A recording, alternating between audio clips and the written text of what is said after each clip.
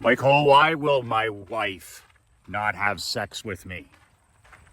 Why is my marriage not on fire? Why have my queen and I become roommates? Roommates with rings. I get this question a lot privately from my students and followers. Today I look forward to sharing my harsh and brutal answer why. Michael McLean, brassballsvideos.com. I am an ex-professional hockey coach, ex-amateur championship hockey coach, turned 8-figure entrepreneur. I am a husband, a father, and a small business owner just like you. You can download a free copy of my brand new book, 5 Ways to Unfuck Your Life in the Next 30 Days. It is a free 22-page digital download. My gift to you below at brassballsvideos.com. All you have to do is put in your email. There's nothing else to buy. A word of warning about my brand new book. I wrote it a couple of months ago for champions, not for chumps.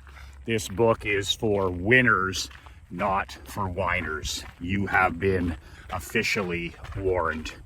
So I get this question faxed to me. Sometimes they email it to my business partner, Mark Andre. Somebody will even ask it in a comment section. You know, why does your wife not want to have sex with you anymore? Why is your marriage gone stale? Why are you and your queen roommates with a ring? And why does my wife not desire me anymore? And I think back to my junior A coaching days in university when I coached junior A for the notorious brass ball multimillionaire nickel miner, Dan Hurley. One day, Dan and I were sitting in his office. I coached his junior A team for him when I went to university full time. Trust me, winning was his sport.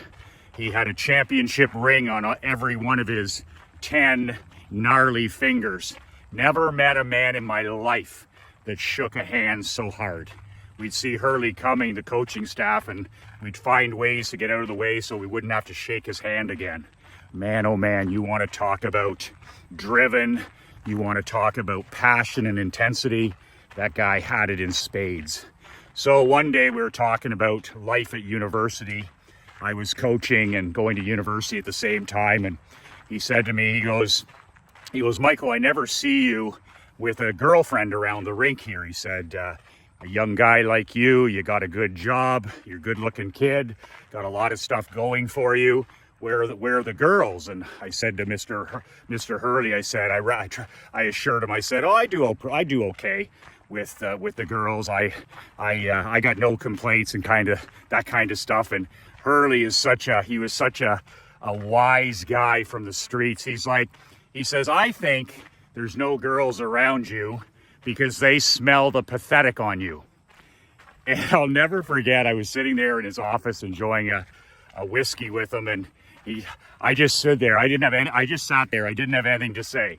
I think the girls smell the pathetic on you. And this is a guy, multi-millionaire. He was up north in Canada, 3rd generation nickel miner, digging the nickel out of the ground. I went to his house one time. I was like, I didn't know that people lived in homes like this. I met his wife, literally his queen. He was a great father and just a winner through and through. He wore a suit every day with a tie and work boots. So picture a guy 5'6". He used to chew those little thin cigars, constantly chewing them, never lit. Whiskey drinker from breakfast till bedtime. Never saw the guy drunk once. I didn't know that, I guess I never saw him sober once. But little 5'6", hands like a blacksmith, and wearing a suit every day with work boots. And this guy was something else. And he was a big influence in my life at that age. I was 22, 23. He saw something in me in terms of coaching. But I'll never forget that day. Maybe the girls smell the pathetic on you. And when we talked a little bit more about it, at the time it didn't resonate, but when I think about attraction, the law of attraction, which is mostly BS, I mean, you can attract a lot of things into your life, but you also have to take massive action to make things happen. You can't just sit there and manifest money or manifest fitness or manifest people, positive people into your life. But I noticed that so many marriages stagnate or end because the man the man who the person married, the wife married, he's now just a shadow of himself. Whether he's 50, whether he's 60, whether he's 70, she married a king, she married a lion, she married a champion, she married a builder of things, she married an entrepreneur. And for whatever reason, every year after year, this husband got smaller and smaller, tinier and tinier, more unfit, more undriven, lower testosterone, and he shrank. Year after year, he shrank. He shrank mentally, emotionally, physically, spiritually. And when we don't stand up and we don't lead our families, when we become sheep instead of lions, when we become excuse makers and little bitches and whiners, and you can tell right away. I can meet a person in 7 seconds and I know whether he's a leader, I know whether he's a king, I know whether he's a champion. And you can just tell, they start to repel the people in their life because they're no longer showing up as a real man. And, I give the same advice today, and it's very harsh and in a lot of cases very unwelcome. Michael, my wife, doesn't want to have sex with me anymore. We're just roommates. We don't have any passion. We don't have any desire for each other. And I always interrupt them and say, you know what? Maybe she can smell the pathetic on you. I said, women are attracted to powerful, successful, driven, generous men. And there's no way around it. I mean, there's, of course, the drunken wine ants, the bitter drunken wine ants on echo chambers like social media who, will dispute this. But at the end of the day, the God's honest truth is that the woman that your wife married a very specific person. My wife, Krista, is a perfect example. I mean, she fell in love with a riverboat gambler. She fell in love with a dreamer, a goal setter. She fell in love with a risk taker. She fell in love with a guy who's got a badass, brass balls, swing for the fences mentality. I'm a burn the boats kind of guy. She fell in love with a guy that loses and fails, but gets up and fights to win. My wife fell in love with a man who, my heart is as big as Texas, but I don't suffer any fools. I'm not to be, I don't play games. I don't suffer fools. She understands. She fell in love with a guy that I have periods of extreme imbalance in my life. If I'm building a new business or I'm selling something or I'm coaching a mastermind, she has to share me with other people for a while. And then, of course, we get eventually the fruits of our labor when we can just be together. Kristen knew this going in. She that I'm not a normal guy.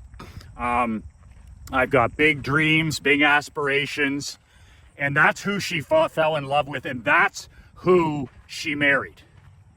And for me to change, or for me to shrink, or me to stop showing up, or me to use age or fatherhood or any of that stuff as an excuse would just chip away at our passion, at our enthusiasm, and our desire for each other. So if you want to stop attracting somebody, if you want to repel anybody, all you have to become as a man is a needy little bitch. Most men, most normies now, they've taken a knee, they've sold out, and they're needy little bitches. And they live in these loveless marriages. They're what I call dickless husbands. Dickless husbands and ballless fathers and neutered grandfathers.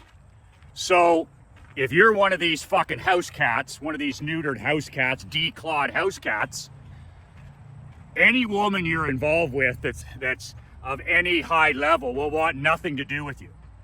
She'll smell the pathetic on you. You know, you don't make any money, you're not physically fit, which shows you don't have any personal pride, the way you talk to yourself, you know, the type of husband you are, the type of father. Do you serve other people? Are you a king? You know, or are you one of these gamma males? You know, backstabber, two-faced, disguise. You're a poser as a nice guy. These gamma males are nice guys, right? But they're as far from a nice guy as you can be, right? They tell women what they think they want to hear. They're passive aggressive, they're backstabbers, they're actors, and they're frauds. And women can smell that a mile away. They can smell the pathetic on a gamma male.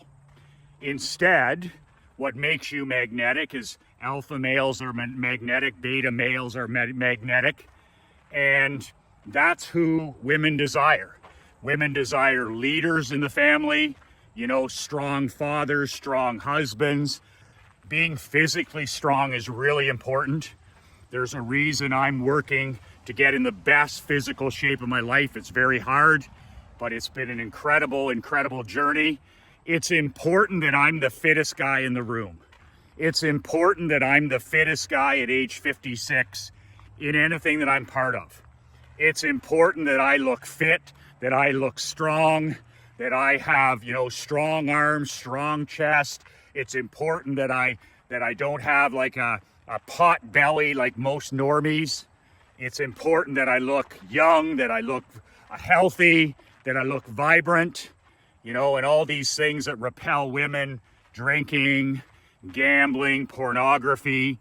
As soon as you're into that stuff, they can smell the pathetic on you. It's like an energy that you give off. You try, you think nobody notices that you're unfit, or that you drink too much, or that you dress like a bum or a teenager, or you don't take care of your hair, or the way you present yourself, or your language, the way you talk to yourself, you know, all of this stuff, whether you're growing and reading and you're always, you know, growing as a person, serving other people, that makes you magnetic to outstanding people. That makes you magnetic to other people, male and female. So if you want to attract high frequency, high performance people into your world, the question is never how. Well, Michael, how? This is the question I always get from the low IQ normie, is how can I get my wife to desire me, or how can I get my wife to have sex with me more often? And I'm like, it's never ever about how. It's always about who. Who the hell do you have to become? Who the hell, what type of man do you have to become to be an elite husband? To be somebody that your queen desires? To be somebody that your queen respects? To be somebody that attracts high level people? Who, not how. The how will always take care of itself if you become the type of person it takes to make that happen. I get the question all the time from my younger students, you know, how do I become a millionaire? It's not how, it's who. Who do you have to become? What type of man or woman do you have to become on a daily basis to be the type of person who attracts money? Who, not how. Who, not how. So it's the same for your marriage. It's the same for your sex life. It's the same for your dating life. It's who, not how. Who do you have to become every day to be able to attract incredible people? And it's always who, not how. So sometimes we got to take a hard look in the mirror. I never forgot Mr. Hurley saying that. You know, he was joking with me at the time, but there's truth in all that stuff. Is maybe they smell the pathetic on you in a certain area of your life. I just find that when you king up, when you work at becoming the best version of yourself, you know, you show self-respect and pride by being on time, by being fit, the way you dress, being in a category of one. being in a category of one where there's nobody that they can't even compare you to anybody else. To me, that's as good as it gets right there. So hopefully that answers your question. It's not about how, it's about who. And if you're having problems in your marriage or you're having problems in your sex life, it's time to look at a man in the glass and say, you know what? Is there any part of your life that she smells the pathetic on you? Women are attracted to lions. Women are attracted to badasses, not bootlickers. Women are attracted to hardworking, honest, generous, giving, and powerful men. And it's always who, not what.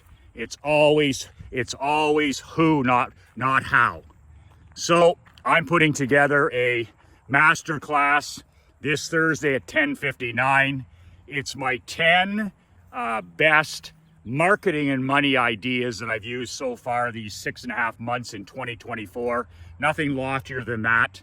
We built this company from a losing company, broke, to $1 million company this year with just 2 people, myself and Mark Andre. And I just want to share the 10 things money and marketing wise that are working for me. If you can take a couple of these ideas, it can easily make the next second half of 2024 a pretty spectacular year for you. Do not sign up. I only have 200 lines. I don't do these master classes for free ever. So the link is below. Brass Balls Masterclass.